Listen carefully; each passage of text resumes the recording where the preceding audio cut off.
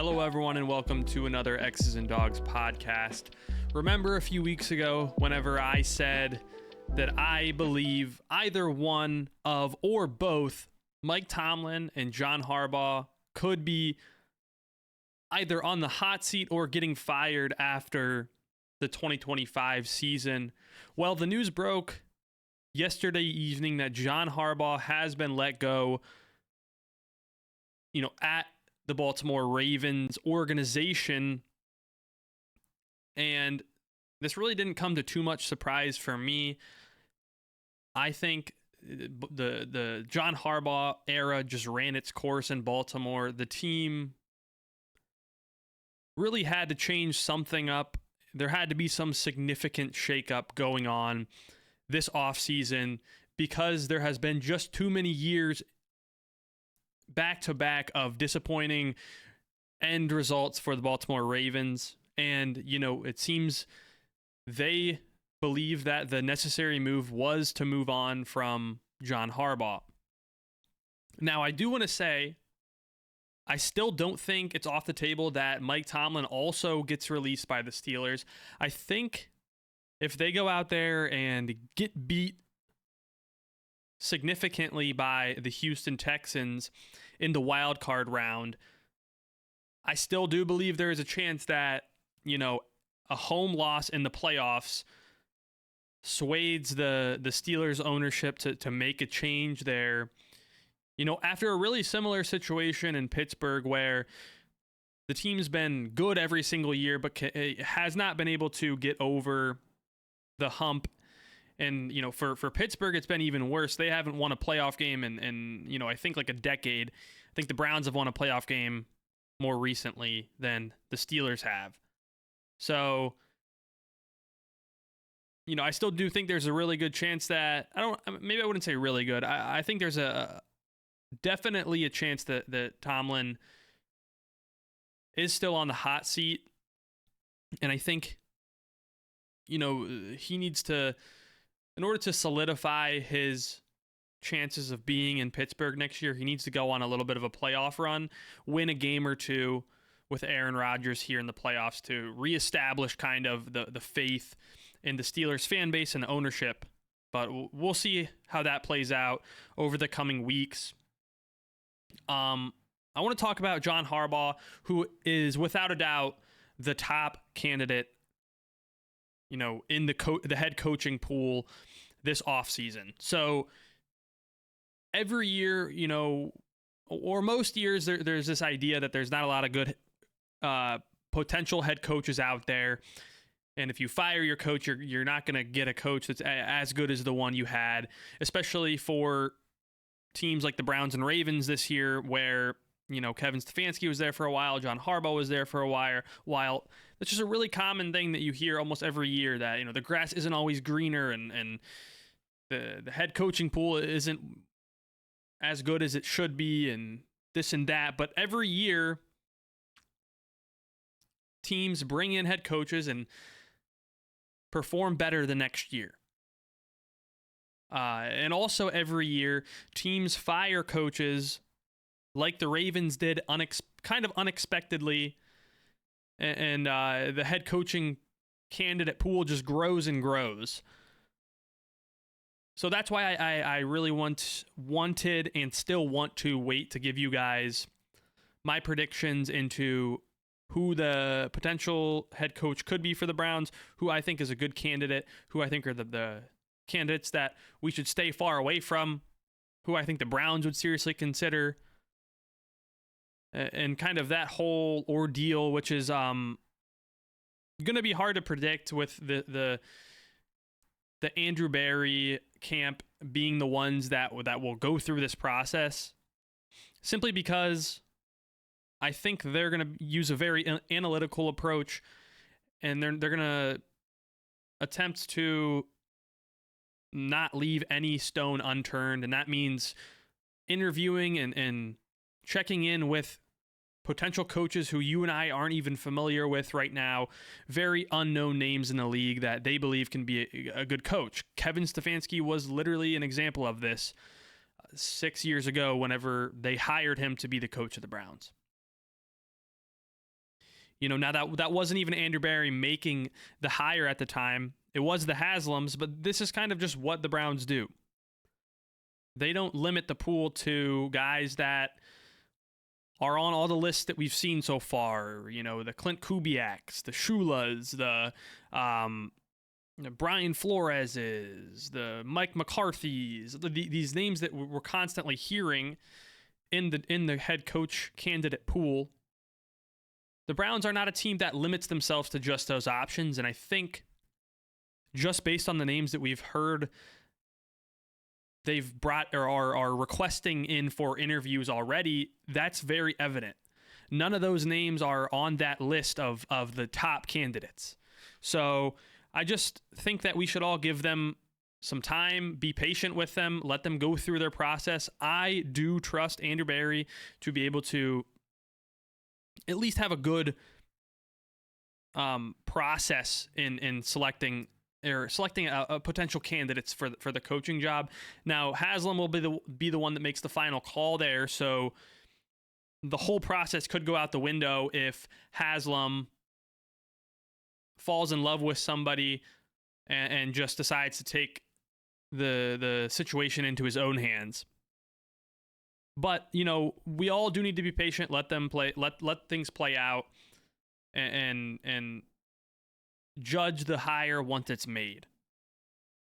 And I will have a full podcast, a full show talking about the candidates in the coming weeks whenever we start to have more information on who's actually willing to be a head coach, who the Browns are even bringing in for interviews. I don't want to waste your guys' time talking about these candidates that the Browns aren't even considering. So it still is very, very early, and it's a long process ahead of us. Specifically with John Harbaugh, he immediately becomes the top of my list. And that's not crazy. That's probably the common idea for all, teams that are looking for a new NFL head coach this offseason. He's going to be a Hall of Fame coach. He's won Super Bowl, and he's had the Ravens very competitive for like 20 years now. I think he was their coach for 18 seasons. So, it really is remarkable what he's been able to do in Baltimore. The respect, the kind of culture that he's built up over there, I think really is exactly what we need here in Cleveland. And I know there are a lot of the people who are against bringing in John Harbaugh say he's 63 years old. These retread coaches who have had success that go on elsewhere, there's not a great track record. It doesn't usually work out the second time. But, I find that the Browns are not in a situation to overthink hiring a candidate like John Harbaugh. That's not saying that he would even be interested in coming to Cleveland, and I'm about to get into that. But I just want to express to you guys that, in my opinion, Harbaugh is the prototype, the exact person that the Browns need. Somebody who has a strong culture and respect and will come in here and be willing to stand up to Jimmy Haslam and say, this is what you're doing wrong. This is what you've done wrong for decades. This is how it needs to be done. I think there's nobody else in the pool of candidates who will be able to do that better than John Harbaugh. I think Brian Flores would be able to do it to a certain extent. I think Mike McCarthy would be able to do it to a certain extent, but nobody's had the success that Harbaugh has. Nobody's won. Well, I guess I don't want to say nobody's won a Super Bowl, but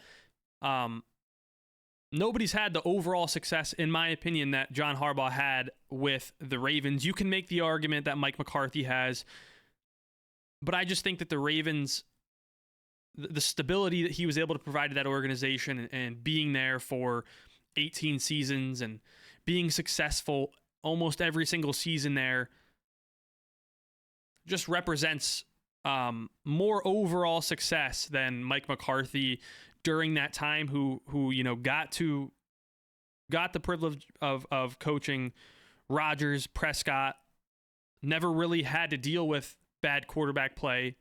I know we say that Harbaugh's had Flacco and Lamar, but,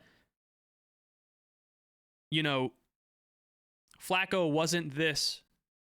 was not the quarterback that Aaron Rodgers was, certainly, and Lamar's had a ton of injury history, and they've had to play a ton of games without him, and I respect Harbaugh and his ability to keep a team competitive and take that team over the top a little bit more than I do with Mike McCarthy.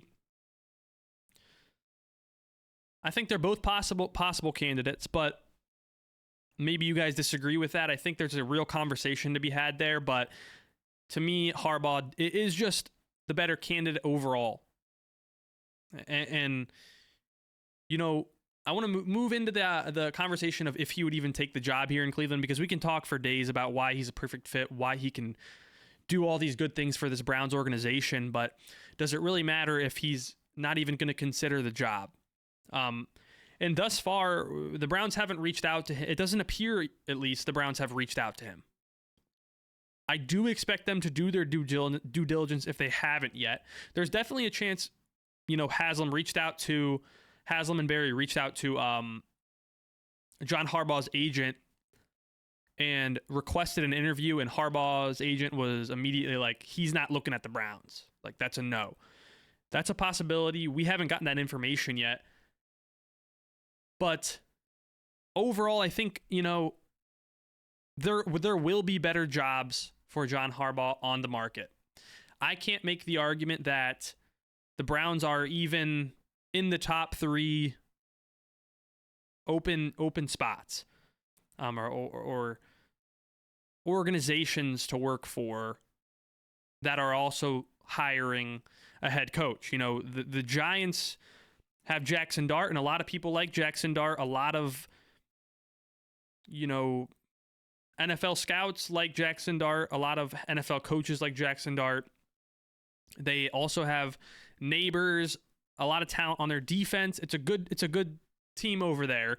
They haven't won a lot of games, but I think they're kind of a budding team that has the ability to kind of hit the ground running pretty quick. Similar with the Falcons, they have a ton of talent offensively, and a very young defense with a lot of talent as well. Now they don't have their first round pick this season, so that's something. But I definitely would say it's a better situation than the Browns. You know, the Titans have Cam Ward, so I think that kind of automatically puts them above the Browns, depending on how you feel about Cam Ward. For example, if Harbaugh thinks that Cam Ward is not going to be a franchise quarterback, then I think the Titans are probably the worst situation in the league, because apart from Cam Ward, they really don't have... They are lacking talent in so many areas, and I think they're one of the only teams that you could say the Browns actually have a better overall roster than.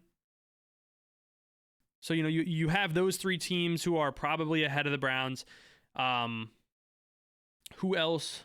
The Raiders are probably ahead of the Browns because they have that number 1 overall pick. You can draft your quarterback. Who else fired their coach? The Jets probably the Jets are keeping theirs. The Cardinals fired their coach. I would say, you know, between the Browns and the Cardinals, it's kind of the same situation. Both teams don't have the top 2 pick this year. Both teams aren't going to have a quarterback that you're too excited by, more than likely. But, you know, ultimately the idea is there are better jobs out there than the Browns. And I think that's why I find it rather unlikely in the grand scheme of things that, you know, John Harbaugh would ever decide to come here to Cleveland. Now, that said, I want to be a little bit optimistic today, and I want to give you guys a few reasons as to why John Harbaugh could at least entertain the job, could at least be brought in for an interview. And additionally, if he is brought in for an interview, why there's a chance that could provide even more, you know, motivation to come here to Cleveland. So first and foremost, we have Jimmy Haslam, who, say what you want about Jimmy, the guy will spend whatever it takes. If he is fully bought in on a player or a coach, he will pay as much as any owner in the entire National Football League to either get that person, retain that person, whatever the case may be. So this is one of those rare opportunities where I think the owner we have gives us an upper hand. Not every owner in the league is going to be willing to just give John a blank check and say, fill it out with whatever information you want. I'll pay it. Just come coach our team. And I do think Jimmy would do that. You know, you can say what you want about him, but I think he really wants this team to win. He wants to, you know, for selfish reasons or not, he wants the Browns to be perennial winners. And he's willing to do whatever it takes for that to happen. So I think that plays in the Browns' favor. Secondly, also, the Harbaugh family is just from Northeast Ohio. That, you know, we've heard it from both John and Jim Harbaugh that they kind of grew up as Browns fans. Their parents were Browns fans. We heard Jim talk about the story where his parents were at the Browns game after their wedding. And just, it seems like they both have emotion and a feeling of gratitude for the Northeast Ohio area. And I made a tweet about this yesterday, but, you know, those of you who are from Northeast Ohio and those of you who aren't, there really is a pull towards this area. And it's something that, unless you're from here, you really don't have a great understanding of. Like, the area has its flaws and it has its weaknesses and it has its bad weather. But there's something about the area that just feels like home to the people that are from here and have family here and spent a lot of time here. So to say that will have no impact whatsoever on John Harbaugh's, you know, openness to at least giving the position a chance and giving it an interview, to say that there's no chance of that happening is rather unlikely to me. And I think that alone could be a reason that he is willing to sit down with Jimmy and Andrew Berry for a potential interview. Lastly, this one is something that I haven't heard a lot of people talking about, but to me, I do believe this is the case. It has to do with Andrew Berry. I think as Browns fans, we have a rather inaccurate view of Andrew Berry and his reputation and respect around the league. I think Andrew Berry is a highly respected general manager around the NFL. You know, coming from the Eagles organization and being brought up by them, and then coming here to Cleveland and spending 6 years here in kind of what a lot of people view as a job that no one can have success in. I think Andrew has built a ton of respect for himself in the NFL. And I know it's so easy to bash Andrew Berry because of some of the decisions he's made as the general manager here in Cleveland, but I truly do believe, and all the reputable sources have said, that he has a tremendous amount of respect across the league. And, you know, I think it's very likely that John Harbaugh, I guess before mentioning that, you have to keep in mind that most of the head coaching job openings thus far are also accompanied by a preoccupied general manager position. The only team that got rid of their general manager along with their head coach is the Cardinals. And like I said, the Cardinals are one of those spots where they don't have a lot to offer, similarly to the Browns. So I think Andrew Berry does actually have more respect than most of these GMs across the league who are going to be looking for the new head coach like the Browns. And I know that sounds wild to a lot of you. I know that doesn't make any sense because all the Deshaun Watson trade and the bad drafts.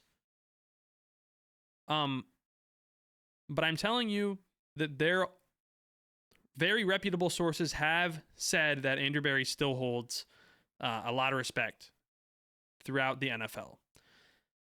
And I think that might just play into the favor of the Browns because, if John Harbaugh is looking into going into a situation, apart from demanding that organization fires the current general manager, he might have more respect for Andrew Berry than any of these other general managers that are currently hiring head coaches. It's just something to think about. That might not be the case, but I think there's a slight probability of that being a reality, and we'll find out. This all could sound crazy in a week if John Harbaugh and his agent come out and say that we have no interest in going to a AFC North division rival in the Browns, and just no interest entirely in the Browns organization and Jimmy Haslam and all of that. But we're just having fun in the current moment because we don't know any better at this point in time. And John Harbaugh definitely represents some hope and some a sense of culture being brought into this Browns organization that we all kind of earn for as Browns fans. And I think it's something that can unite us as Browns fans because, as I scroll through Twitter, after seeing the John Harbaugh news, it's one of the only things I've seen Browns fans truly unified on is that John Harbaugh would be a fantastic candidate for the Cleveland Browns. Over the past 5 to 10 years here in Cleveland, there's been so many controversial topics, and either you're on one side or the other, and it's constant butting heads. And I think hiring a guy like John Harbaugh would just unify this fan base in a way that we haven't got to experience in years here in Cleveland. And that plays a huge role into why I would love to bring this guy in, along with all the respect and the culture and the wins and the quarterback development that he's been able to establish during his career so far. And that's kind of all I have to say about John Harbaugh. We'll obviously have much, much more information. Like I said, it still is very early. Hopefully the Browns at least consider him and bring him in for an interview, or are able to get him in for an interview. But we'll find out. Next, I want to talk about AB's press conference that he held on Monday. Didn't get a chance to go over that in the previous podcast. So the thing that stood out to me the most in this press conference, and also in combination with the press conference that Jimmy Haslam held on Monday, is no sort of commitment to Shedeur Sanders as the quarterback.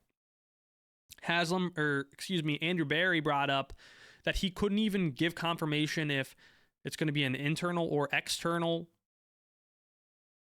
or is it going to be a draft, free agent, trade quarterback. He gave no information. He said all doors are still open. They're going to explore all possibilities. And as a general Browns fan, I am not a Shedeur fan. I know some of you are who tune in. Like, some of you guys are just Shedeur fans, and that might not be the best thing for you guys to hear. But as a Browns fan, I want to get the best out of the quarterback position, and I would expect the general manager and the new head coach to explore all possibilities, including Shedeur Sanders, even including Deshaun Watson, to get the best play out of that position. And, I thought it was a really good thing to hear Andrew Berry say that. One of the things I was afraid of was that Andrew Berry would just be super committal to Shedeur Sanders.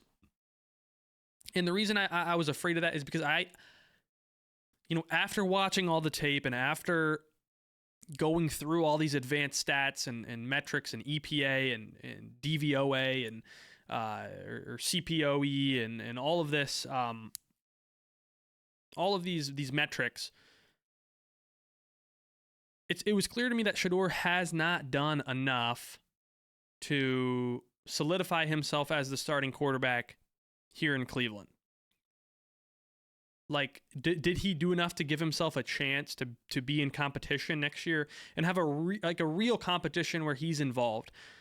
unlike last year's competition where Shedeur was clearly the odd man out, never had a shot, he's really involved. He deserves to really be involved in this one. Yeah, he did. He earned that. But that does not equate to just being the starting quarterback, which, in my opinion, he has not shown anywhere near enough for that to be the case. And I've spoke on that many times. I've been very clear about that with you guys. And, regardless of if you agree with me or not, it appears that that's going to be the reality of the situation here in Cleveland and Berea as we move through the offseason, go into training camp. And that's just good to hear. I'm glad, as I'm sure a lot of you are as well. So the other thing that stood out to me about the press conference was the focus on offense. I don't think Andrew even had to say this. This is the second straight year that this Browns team had a horrible offense, one of the worst in the league. I think last year they were like 31st or 32nd. This year they were 32nd in overall offensive production. That's PFF grades. Like any sort of metric that grades offense, the Browns were very close, if not dead last. So clearly there needs to be a lot of resources dedicated to the offense. But I think it was still really positive to hear Andrew, reiterate this, because I thought the same thing last year, and then they went out and invested their top 2 picks in the draft on defensive players. So I think hearing Andrew say this to me makes me feel more comfortable with the fact that they're going to use a lot of their most valuable assets, whether that's draft or cap room or trade pieces, to go out there and upgrade the offense. Offensive line, wide receivers, maybe some more running backs, quarterbacks, anything. It needs to be better all around. And it was good to hear Andrew address that, accept it, take responsibility for it. Because in reality, if he's not able to get the offense better next season, he is more than likely going to lose his job. And that coach he hires is more than likely going to lose his job, depending on who it is. So I thought both of those things are really good to hear. I thought Andrew's press conference in general had a ton of positive notes that I felt relieved to hear him say. He said everything that I honestly wanted him to say in this press conference. And the last thing was I just felt more confident in the coaching search. I touched on this at the beginning of the show today. He didn't commit to an offensive mind. He didn't commit to a defensive-minded coach. He certainly didn't commit to just hiring a coordinator that everyone thinks is good. He didn't commit to, only looking at experienced coaches who've coached at the head coach level before. He didn't commit to, an NFL guy. Like he left it very open. He pretty much reiterated the fact that they might interview guys that you have no idea who they are and no other team is interviewing, saying that Kevin Stefanski was that same guy. And that's okay. Like we have to have faith in Andrew Berry, regardless of if you think he's a good general manager or not. That's the situation we're in. We have to have faith in his ability to go out there, leave no stone unturned and find a good coach for this team. And I thought just hearing him talk in the press conference made me feel more confident that he's going to be able to do that. We'll see if it happens. Like I said, maybe Haslam just uproots the whole entire coaching search and hires a guy that he wants. Hopefully he's learned from that shit that he's tried to do in the past, that kind of follow those lines. And hopefully he just lets Andrew Berry take care of it. That's, I think, the best case scenario for us. But yeah, the press conference by Berry on Monday I thought he did a really good job. I thought he was more open than he's been in the past with, For example, saying that he's going to address the offense. I thought in the past he would have answered those questions by just saying, we need to evaluate the whole entire football team that's getting better on offense and defense. Like some cliche answer like that. And I thought hearing him be specific saying, no, the quarterback position's not good enough and the offense isn't good enough. Like that's pretty much what he said. I thought that was a step in the right direction for him, just being more open going into an offseason. And it's something that I don't think he's done yet, which is good. It's a sign of, I think the more open a general manager can be without, obviously giving up too much information, I think it's good. So, if you guys haven't had the chance to go and watch that press conference, I'd highly recommend going and spending the 30 minutes to listen to Andrew. You'll get a good idea of the direction that this team wants to head into, which to me is very much just getting better on offense for next year. And it'll be their responsibility to do so, and we'll see if they can do it. Lastly, I wanted to talk about the semifinals for college football, which are going to be played tomorrow night and Friday night. So, a very eventful, what is it going to be, 5 days of football? I'm a big fan of how college did it on Thursday and Friday. Then we have wild card weekend on Saturday, Sunday, and Monday for the NFL. So, even though our Browns are done playing, we still get to watch some really fun football here. Thursday night, tomorrow night, we have Miami versus Ole Miss. In this one, Miami is favored by 3.5. I'm taking Miami to cover the 3.5. I don't think Ole Miss has the athletes with the strength necessary to compete on the line of scrimmage with Miami. We saw what Miami did at the line of scrimmage against Ohio State, and if they could do that against Ohio State, I think Ole Miss is in for a long, long night. And 3.5 to me, this feels like at least a 7-point win for Miami. So taking obviously Miami to win and Miami to cover in this one, which leads into the Friday night game. This one I think will be the best game of the slate.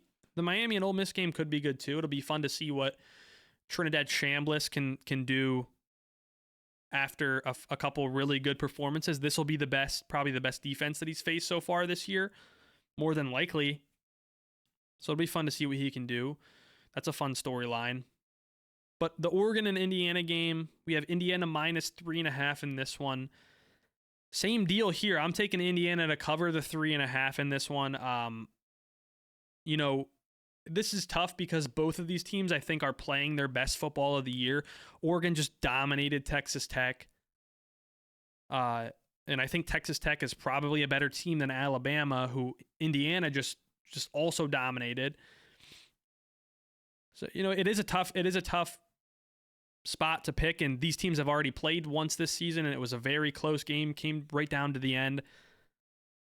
But I think Indiana is just better on both offensively and defensively than Oregon.